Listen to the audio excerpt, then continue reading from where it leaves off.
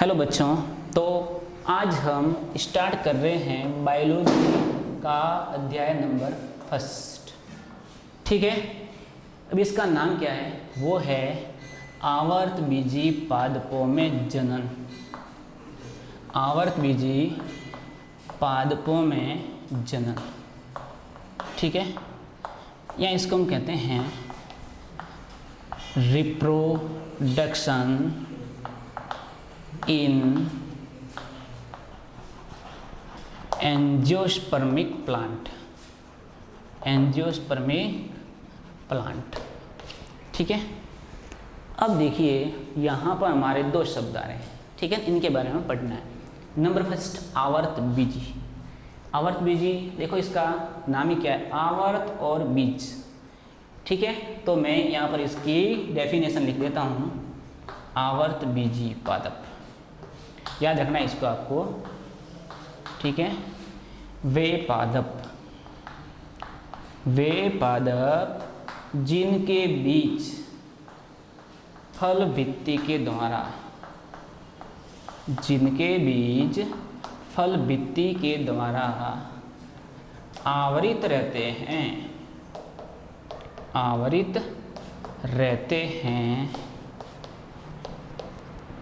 उन पादपों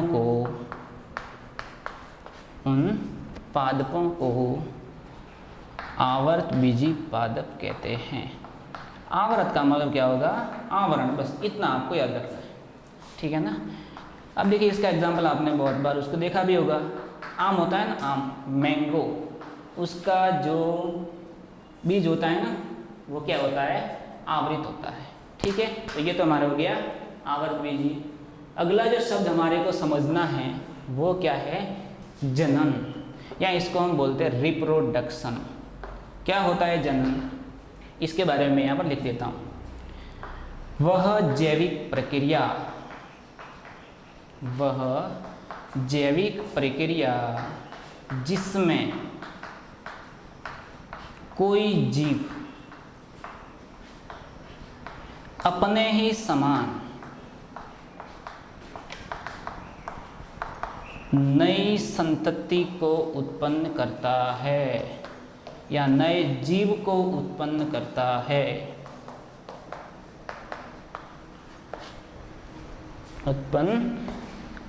है, उसे हम क्या कहते हैं?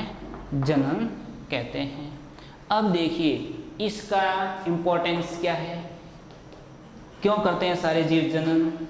इसका एक ही सबसे इम्पोर्टेंट जो महत्व है वो क्या होता है?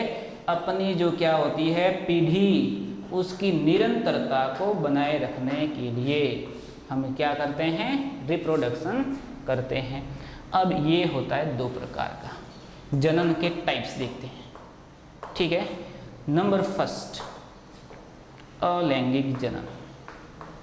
कौन सा जनन होगा? अलैंगिक। और एक होता है सेकंड, कौन सा होता है? लैंगिक जनन, ठीक है। आज हमारे को इनके बारे में अध्ययन करना है। तो अब हम लेते हैं पहले अलैंगिक जनन को। किसको पढ़ेंगे पहले? अलैंगिक जनन को।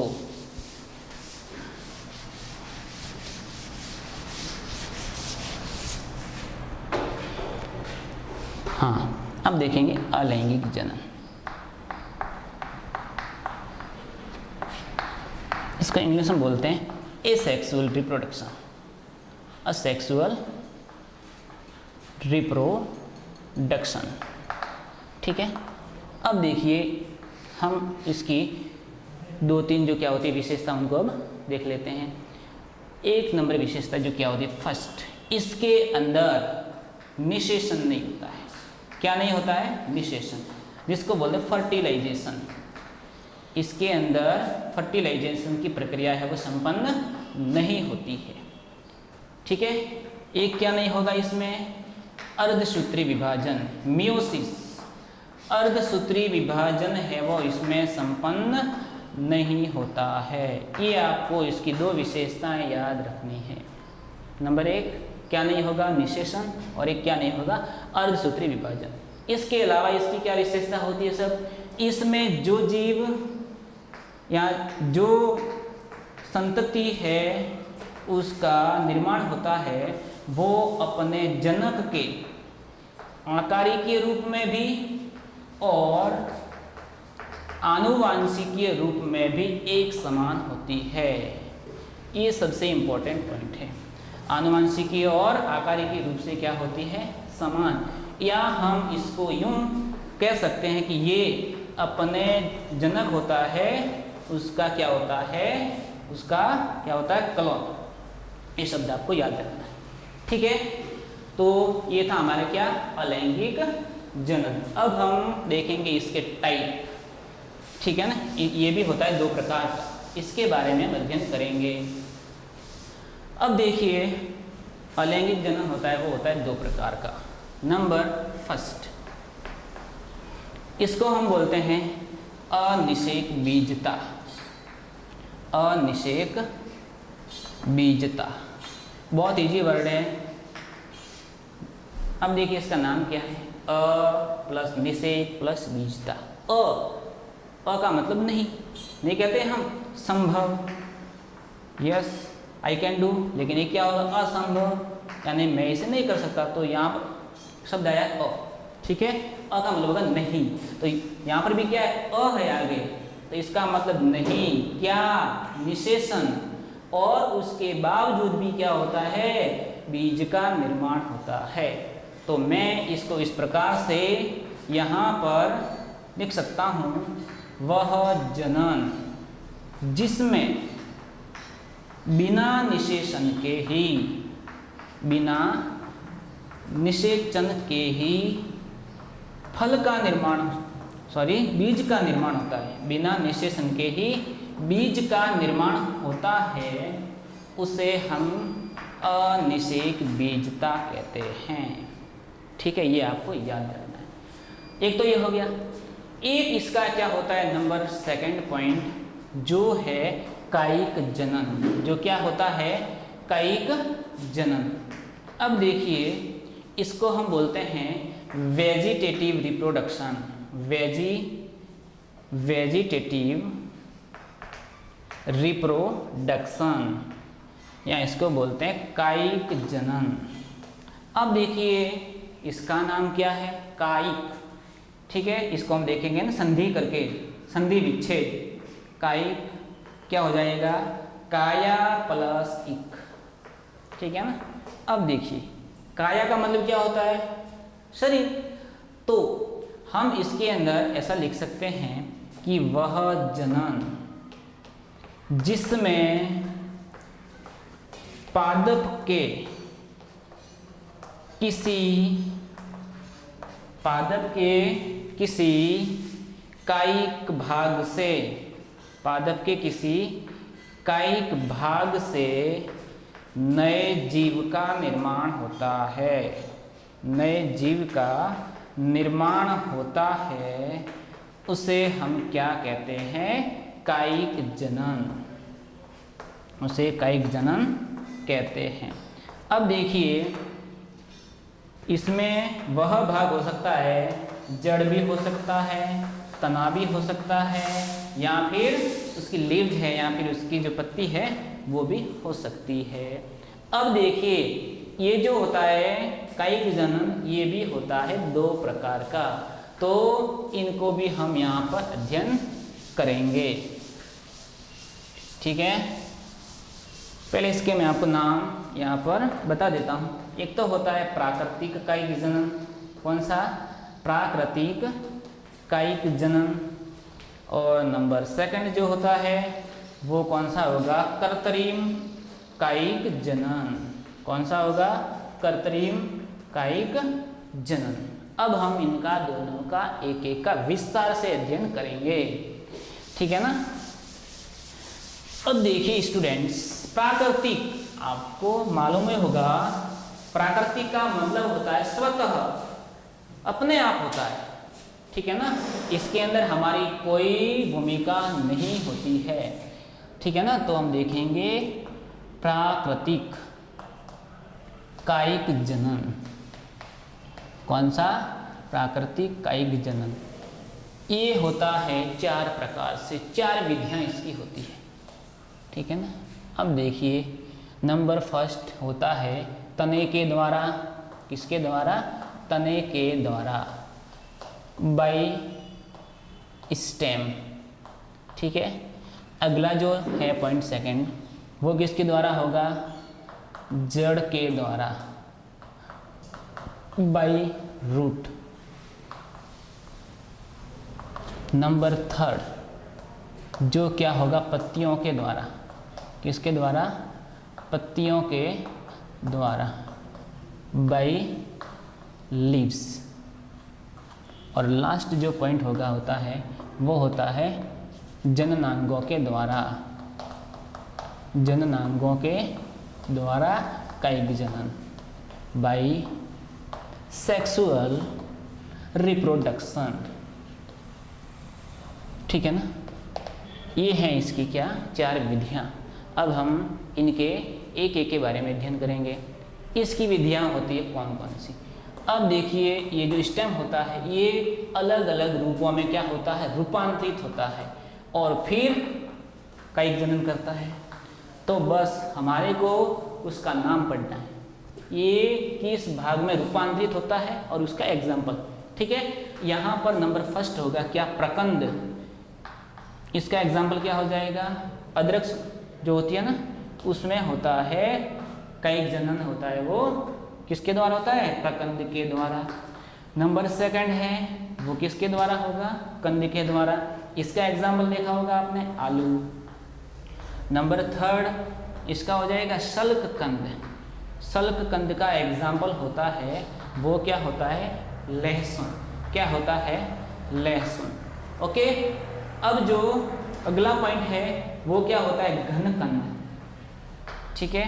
इसका एग्जाम्पल होगा वो क्या होगा, अरबी। अरबी के अंदर जो होता है कायिक जनन वो किसके द्वारा होता है, घन कंद के द्वारा। अगला जो पॉइंट है इसके अंदर 3 पॉइंट अपने को देखने हैं। ऊपरी भूस्तरीय, देखो ऊपरी भूस्तरीय, भूमि के स्तर के बाहर, ऊपर। तो इसका उदाहरण क्या हो जाएगा, दूब घास होती है ना, उसके अंदर जो क्या होता है कायिक जनन होता है ऊपरी भूस्तरीय विधि से। अगला जो पॉइंट है नंबर सेकंड वो होता है अंतः भूस्तरीय, भूमि के अंदर का अंदर क्या करना, क्या वृद्धि करना। इसका एग्जाम्पल हो जाएगा पुदीना होता है ना, वो इसका एग्जाम्पल हो जाएगा, ठीक है। नेक्स्ट जो होता है भूस्तरीय, भूमि के स्तर के ऊपर ही वृद्धि करना, ठीक है। इसका एग्जाम्पल हो जाएगा स्ट्रॉबेरी। क्या हो जाएगा, स्ट्रॉबेरी। तो आपको ये एक एक इनके एग्जाम्पल है वो उनको याद रखना है। ये तो हमारा था बाय स्टेम। अब हम देखते हैं बाय रूट, ठीक है। जड़ के द्वारा कायिक जनन, किसके द्वारा, इसके द्वारा बाय रूट। अब देखेंगे इसकी भी 2 विधियां होती है, जड़ प्ररोह के द्वारा। जड़ होती है ना वो जमीन के अंदर क्या होती है, बाहर निकलती है। देखा होगा जैसे इस प्रकार से एक पौधा खड़ा है नीम का जैसे, ठीक है ना, ये क्या है, नीम का पौधा है। अब देखना यहाँ से इसकी जो रूट होती है थोड़ी आगे जाकर बाहर निकलती है और फिर वहां से एक नया क्या तैयार हो जाएगा, पौधा, ठीक है। इसको हम क्या बोलते हैं, जड़ के इसके द्वारा, प्ररोह के द्वारा, ठीक है। इसके हमारे को 2 उदाहरण याद रखने हैं। नीम में भी ऐसा ही होता है, एक होता है शीशम के अंदर, और भी बहुत सारे एग्जाम्पल हमारे को यहाँ 2 ही याद रखने हैं, ठीक है ना। इसके बाद में इसकी जो अगली विधि कौन सी है वो होती है कंदिल जड़। जड़ किस में रूपांतरित हो जाता है, एक कंद के अंदर। इसका आपको एग्जाम्पल है शकरकंद, देखा भी होगा आपने, खाया भी होगा, ठीक है ना। क्या होता है, शकरकंद। इसके अंदर कैसे होता है, गांठें होती है ना जड़ के अंदर, जैसे ये बाग पौधा इस प्रकार से होता है, ये जड़ें होती है, ये जैसे जड़ आ गई और यहाँ से क्या हो जाएगी, थोड़ी मोटी हो जाएगी और इसको हम बोलते हैं शकरकंद, ठीक है ना। ये विधि हो जाएगी इसके द्वारा। तो ये थी अपने 2 विधियां, बाई स्टेम और बाई रूट। अगली देखेंगे बाई लीव्स। इसके अंदर आपको भी, इसमें भी 2 एग्जाम्पल याद रखने हैं। क्या, एक तो होता है पत्तियों के द्वारा होता है, किसमें आपने नाम सुना होगा ब्रायोफिल्लम, ब्रायोफिल्लम, ठीक है। इसको इंग्लिश में, हिंदी में बोलते हैं पत्थर चट्टा। इसके अंदर देखो ऐसे होता है, एक पत्ती होती है, ठीक है। अब इसके जो ये क्या होते हैं, लास्ट किनारे होते हैं, यहाँ से एक अंकुरित जो होता है छोटा पौधा निकलता है और फिर वहाँ से फिर क्या बन जाएगा, बड़े पौधे के रूप में विकसित हो जाएगा, ठीक है। ये किस में होता है, किस में, ब्रायोफिल्लम में। अगला जो होता है वो अपने को याद रखना, बिगोनिया। कौन सा है, बिगोनिया के अंदर भी इसी तरह से ही क्या होता है, कायिक जनन होता है। अगला जो पॉइंट है वो अपने होता है जननांगों के द्वारा। इसके अंदर क्या होता है, पुष्प कलिका जो होती है ना, वो फिर नीचे गिर जाती है और एक नए पादप का निर्माण करती है। इसमें आपको दो एग्जाम्पल याद रखने, वेरी इंपॉर्टेंट है, एग्जाम में भी आते हैं। हिंदी में बोलते हैं रामबांस, रामबांस, इसको बोलते हैं इंग्लिश में एगेव, ठीक है ना। अगला जो है वो होता है रतालू, ये इसका उदाहरण, तो आपको ये दो उदाहरण याद रखना। ये हमारे क्या था, प्राकृतिक कायिक जनन, ठीक है, नेचुरल वेजिटेटिव रिप्रोडक्शन। अब हम देखेंगे आर्टिफिशियल वेजिटेटिव रिप्रोडक्शन, यानी कि कृत्रिम कायिक जनन, ठीक है। उसकी भी अलग अलग विधियां होती है, उसको हम यहाँ देखेंगे। जैसा कि इसका नाम ही क्या होता है, आर्टिफिशियल, या उसको हम कह सकते हैं मानव निर्मित, मानव करता है उसको, ठीक है ना। नंबर सेकंड जो क्या होता है, कृत्रिम कायिक जनन, कृत्रिम कायिक जनन, ठीक है ना। इसको हम देखेंगे। इसकी जो विधियां होती है वो कितनी होती है, 3। नंबर फर्स्ट, पहले कौन सी होती है, कर्तन, काटना, काट कर उसको नई जगह रोपना, इंग्लिश में बोलेंगे कटिंग करना, ठीक है। नंबर सेकंड, ठीक है, वो होती है दाब विधि। कौन सी विधि होती है, दाब विधि, जिसको इंग्लिश में बोलते हैं लेयरिंग, ठीक है ना। अगली जो विधि है लास्ट, वो होती है रोपण, रोपना, जिसको इंग्लिश में बोलते हैं ग्राफ्टिंग, ठीक है ना। अब देखिए इनकी भी क्या होती है, अलग अलग क्या होती है, विधियाँ होती है। नंबर फर्स्ट जो कौन सी होती है, कटिंग होती है। इसमें दो विधियाँ, स्तंभ कर्तन, स्तंभ कर्तन, स्तंभ स्टेम जो होता है, या इसको बोलेंगे स्टेम कटिंग, तने को काटना और उसको अन्य जगह पर रोपना, ठीक है ना। तो इसके हमारे को एग्जाम्पल याद रखने हैं, मालूम है आपको वैसे तो इसके बारे में, तो जैसे क्या होता है, एक पौधा खड़ा है, वह शाखाएं होती है इसकी, इसमें से हमने इसकी एक जो क्या होती है शाखा, उसको यहाँ से काटा और उसको अन्य जगह रोप दिया, इसको बोलते हैं स्तंभ कटिंग, ठीक है। इसके हमारे को उदाहरण याद रखने हैं, एग्जाम में भी आते हैं। गन्ना है, शहतूत देखा होगा आपने, जो इसके क्या है एग्जाम्पल है, ठीक है। अगला जो पॉइंट होता है वो होता है मूल कर्तन, मूल को काटना, ठीक है, रूट कटिंग, जड़ को काटकर बोना अलग जगह पर। तो इसके तो एग्जाम्पल आपने देखी हुई, नींबू है, नींबू को हम इस प्रकार से ही बोते हैं। एक होता है, इसका एग्जाम्पल होता है अमरूद है, या सेब होती है ना, उसको भी हम इस तरह से बो सकते हैं, एप्पल को भी, ठीक है। ये कौन सी विधि थी अपने, बाय कटिंग। अगला कौन सा होता है, दाब विधि। दो विधियां हैं इसकी भी। अब देखिए इसकी दो विधियां कौन कौन सी है। नंबर फर्स्ट कौन सी होती है, टीला दाब विधि, टीला दाब विधि, जिसको बोलते हैं माउंड लेयरिंग। क्या बोलते हैं, माउंड लेयरिंग। अब देखिए इसके अंदर क्या करते हैं, ऐसे शाकीय पादप जिनकी बहुत सारी शाखाएं निकलती है, जैसे ये एक शाखा, ये है एक शाखा ये है, ठीक है। यहाँ इसकी क्या होती है, लीव्स होती है, जो इसकी क्या पत्तियाँ होती है। अब अगर मुझे इसको यहाँ से हटाकर अन्य जगह रोपना है तो ऐसे रोपूंगा तो ये नहीं होगा। तो इसके लिए हम इसको, बहुत अच्छी विधि है, क्या करेंगे, ये जो शाखा है इसको हमारे को इस तरह से मोड़ना है। कैसे, ऐसे मोड़ दी, इसको आधा भाग डाल दिया का जमीन के अंदर और वापस ऊपर वाला भाग को हमने बाहर निकाल दिया। ये भाग कहाँ हो जाएगा, जमीन के अंदर, ठीक है। अब हमारे को इसको 6-7 दिन तक नियमित रूप से पानी डालना पड़ेगा। अब 8-10 दिन के बाद में इसमें से क्या निकल जाएगी, जड़ें निकल जाएगी और फिर हम इसको यहाँ से हटाकर अन्य जगह पर इसको क्या कर सकते हैं, रोपित कर सकते हैं। अगली जो विधि है वो होती है वायु दाब विधि। कौन सी विधि, वायु दाब विधि, ठीक है।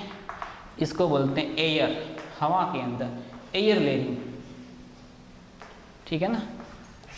अब देखिए, इसको भी मैं यहाँ पर एक डायग्राम के द्वारा बता देता हूँ।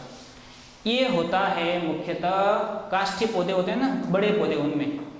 अब देखिए, मान लो ये पौधा है पूरा, ठीक है ना, ये इसकी एक शाखा निकली, इसकी ये बहुत सारी शाखा होंगी ना पौधे की, तो ठीक है।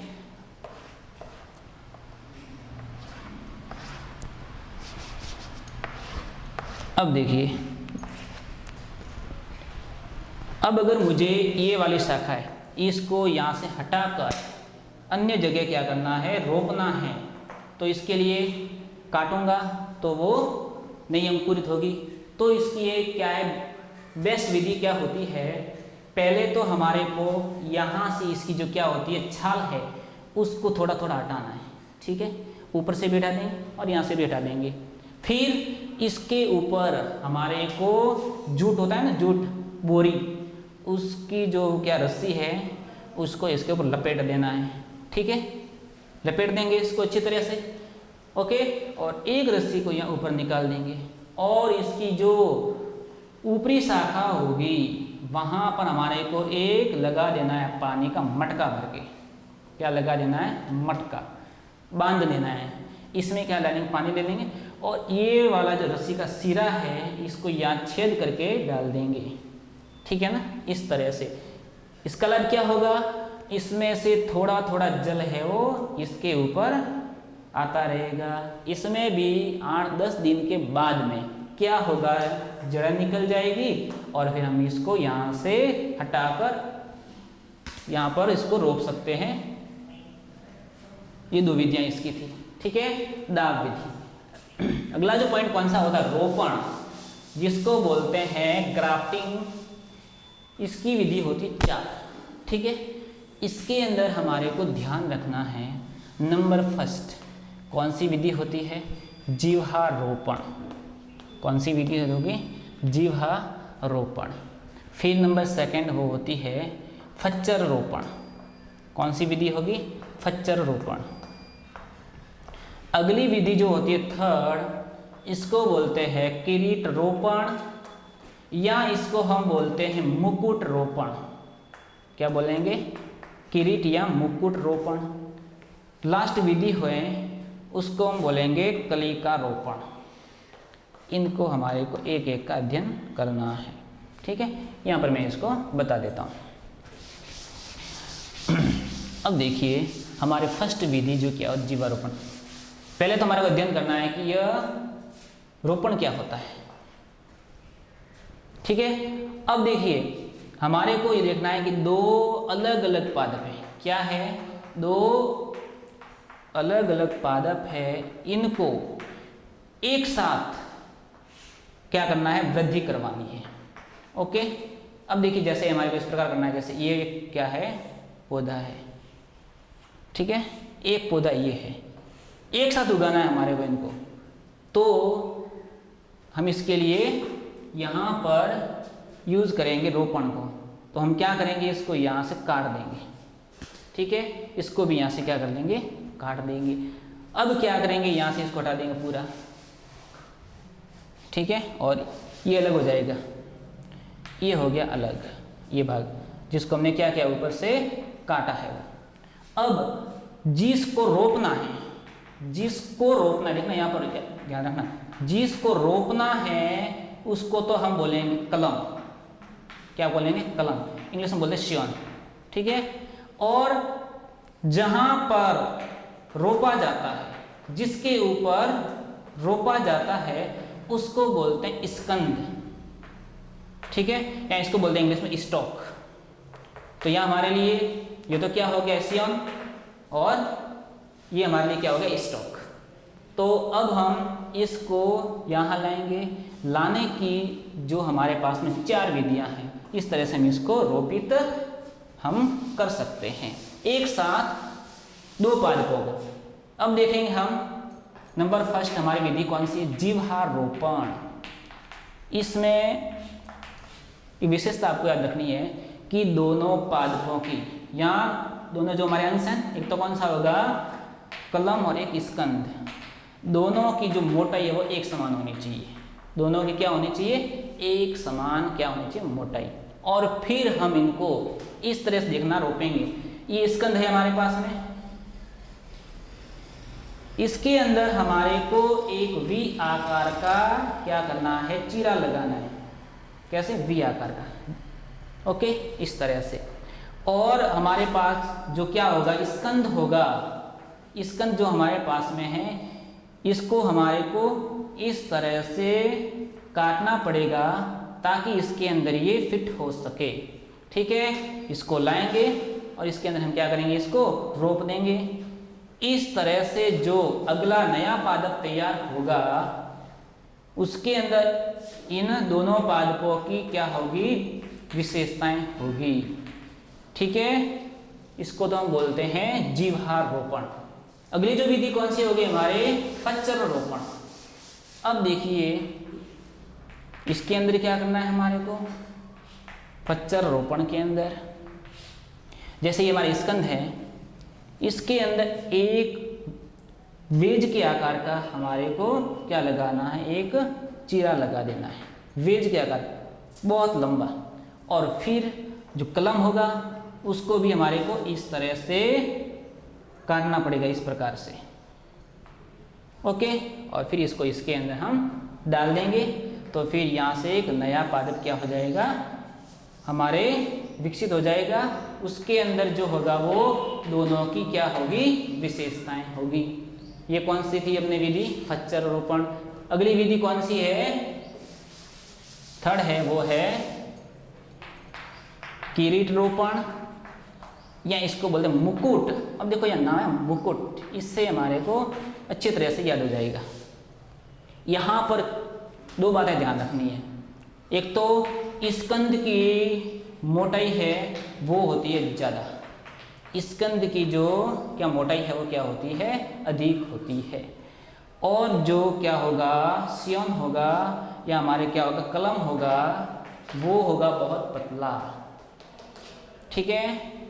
लाभ है इसका तो देखिए, एक स्कंद है बहुत मोटा है। अब हमारे पास में जो कलम है बहुत पतले हैं, तो हम एक ही स्कंद के ऊपर एक से ज़्यादा भी कलम है वो रोप सकते हैं। यानी कि इसके ऊपर एक साथ 3 तो ये एक और, यानी कि एक साथ हम 4 पादपों को विकसित कर सकते हैं। ये हमारे कौन सी विधि हो जाएगी? कौन सी? मुकुट रोपण। लास्ट विधि कौन सी हमारे रह जाएगी? वो है कौन सी है? कलिका रोपण। अब देखिए ये भी बहुत इजी है। हमारे को एक क्या लेना है? पादप, ऐसे खड़े रहने दो इसको। अब हमारे को यहाँ पर इस साइड से एक हमारे को वी आकार का क्या लगाना? चीरा लगा देंगे, ठीक है। और नया पादप होगा उसको भी इस तरह से हम यहाँ से काट लेंगे और फिर इसके अंदर इसको डाल देंगे। इस प्रकार से हो जाएगा। 2 पादप है वो एक साथ हमारे यहाँ विकसित हो सकते हैं।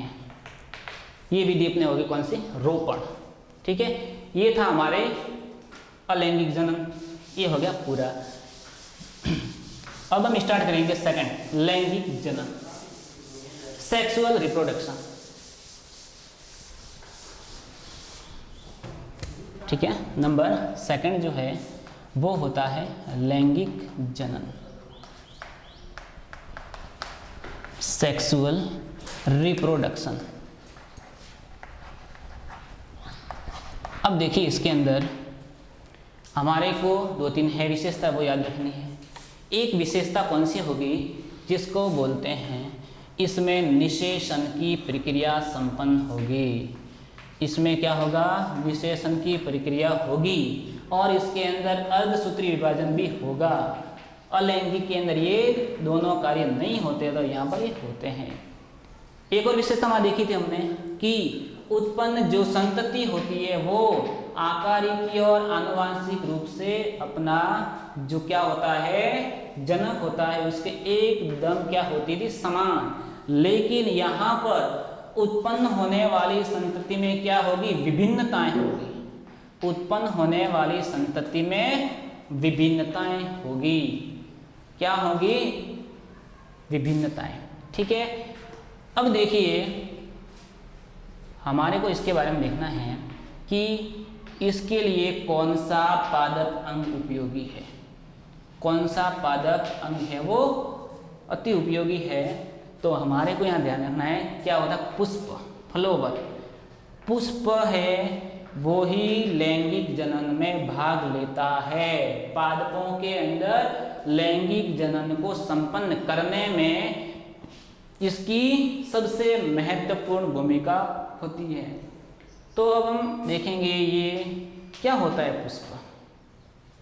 बहुत बार एग्जाम में सवाल आता है, नीट के अंदर एक बार आया था सवाल, मैं यहाँ पर इसको लिख देता हूँ कि पुष्प एक रूपांतरित डैश डैश क्या फिर आगे है।